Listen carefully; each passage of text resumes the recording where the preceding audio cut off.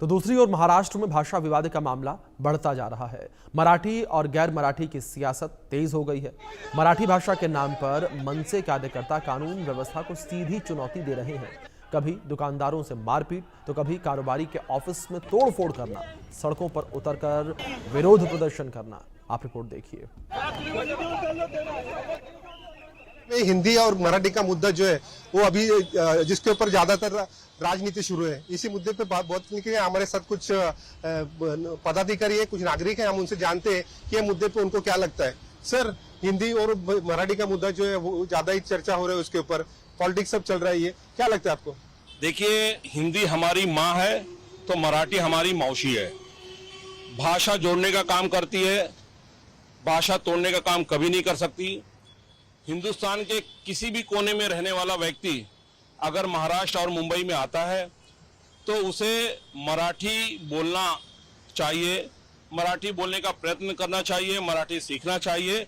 लेकिन मुझे लगता है अगर जो हिंसा, इसके ऊपर भाषा के ऊपर हिंसक कोई बात करता है कि तुमको मराठी सीखना ही पड़ेगा या मारपीट के बल पे, तो मुझे लगता है कहीं ना कहीं इससे जो मराठी की जो इतनी मीठी भाषा है या मराठी की जो पूरे विश्व में जो उसकी चर्चा है उसको कहीं ना कहीं ठेस पहुंचेगी। मुझे लगता है कि भाषा जो है जोड़ने का काम करती है, इसलिए इसमें हिंसा नहीं लाना चाहिए, राजनीति नहीं लाना चाहिए। और देखिए, यही महाराष्ट्र की धरती माँ मुंबा देवी में हिंदी फिल्में बनी और हिंदी फिल्में कितनी परवान चढ़ी, पूरे विश्व में हिंदी फिल्मों का चर्चा हुआ। यही मुंबई और महाराष्ट्र की पावन धरती से अमिताभ बच्चन हुई है।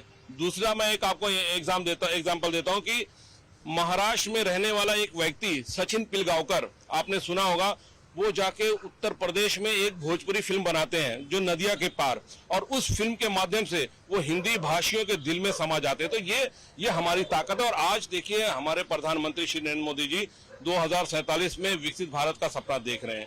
तो अगर जो हम भाषा प्रांतवाद पे इस तरह की लड़ाई में पड़ेंगे तो कहीं ना कहीं उसको विकसित भारत बनने में भी तकलीफ होगी। इसलिए भाषा का वाद छोड़ के हमें एकता अखंडता के साथ आगे बढ़ना चाहिए, सभी भाषाओं का सम्मान होना चाहिए। सर, आपको क्या लगता है?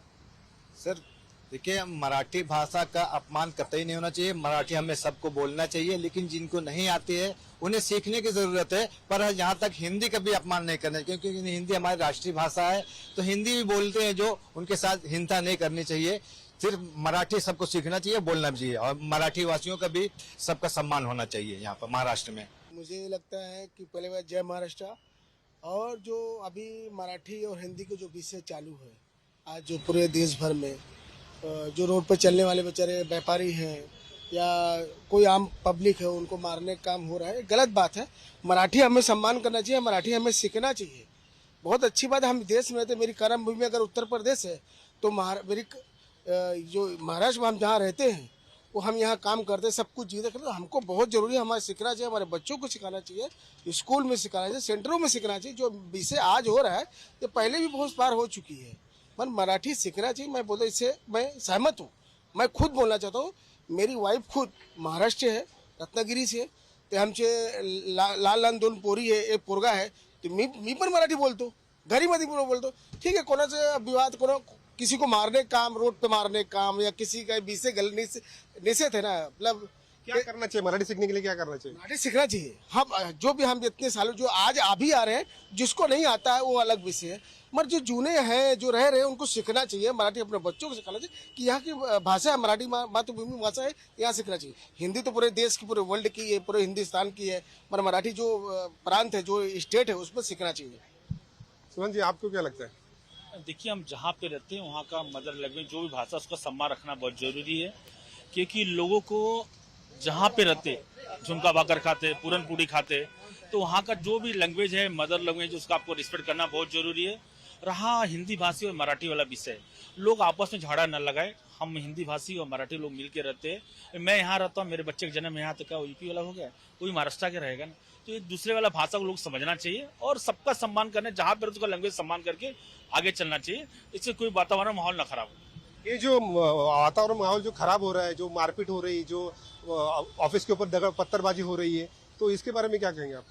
देखिए, कोई अगर महाराष्ट्र में रहता है, महाराष्ट्र के खिलाफ गलत बात करेगा तो उसको उस हिसाब से सबक मिलना चाहिए। वहां पर रिस्पेक्ट वर्ड वहां पर जो साथ में है उसको लेके चलना जरूरी है। आप अगर रहते हो यहाँ पे मराठी में तो मराठी का अगर रिस्पेक्ट आपको करना ही जरूरी है। लेकिन रहा हिंदी की भाषा, हिंदी सब्जेक्ट का जो विषय रहा, तो हिंदी को भी आपको रिस्पेक्ट करना जरूरी है।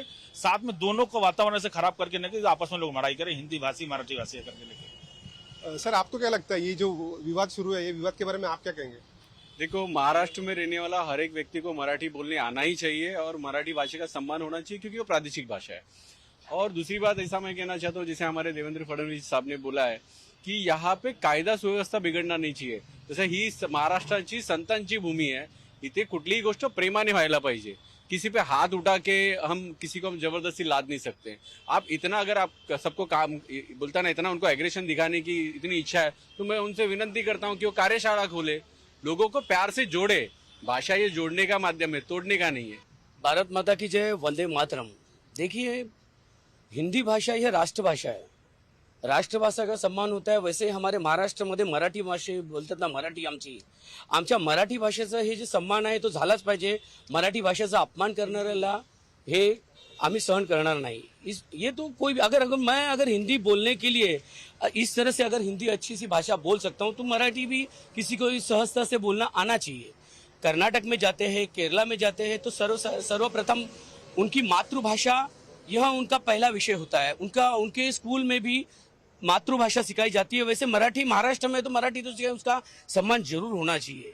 यही मैं कहना चाहूँगा कि और किसी पे भी जबरदस्ती करके या उसको मार पीट के, वो बाहर से देखिए कोई आएगा 2-3 महीने के लिए यहाँ पे रहने के लिए आएगा, वो जल से बोलेगा कि मैं मराठी बोलूँ या मराठी बोलना चाहे, वो संभव नहीं है। उनको भी कुछ वक्त लगता है। तो उस वक्त के हिसाब से अगर हम किसी को जबरदस्ती करके बोलेंगे कि भाई मार के बोलेगा तू मराठी बोल, तो ये नहीं है, ये ठीक नहीं है। जैसे हमारे देवा भाव ने, हमारे देवेंद्र जी ने कहा है, सुव्यवस्था, कानून सुव्यवस्था का पालन होना ही चाहिए। सर आपको क्या लगता है, मतलब सरकार ने क्या करना चाहिए या और सामाजिक संस्था ने क्या करना चाहिए मराठी सीखने के लिए? सरकार को भी सरकार जो भी काम कर रही ठीक ही कर रही है, मगर विषय आ रहा है अभी मराठी और हिंदी के विषय। तो मेरे हिसाब से जो अब महाराष्ट्र है, ये इतने बड़े महान पुरुषों का देश है। छत्रपति शिवाजी महाराज जो प्यार से लोगों को यहाँ से भगाने का काम किया और प्यार से सबको रखने का काम किया, इतने बड़े महान पुरुष। और उस महाराष्ट्र में ये सब चालू है अभी, उत्तर भारतीय या महाराष्ट्रियन या जो भी अभी यहाँ पे लोग बस गए, तो यहाँ पे बड़े प्यार से लोग जो गलत कर रहे हैं, जो स्टेट के बारे में गलत जो विषय फैला, गलत है मेरे हिसाब से। Sudhakar Kashyap, India news, Mumbai.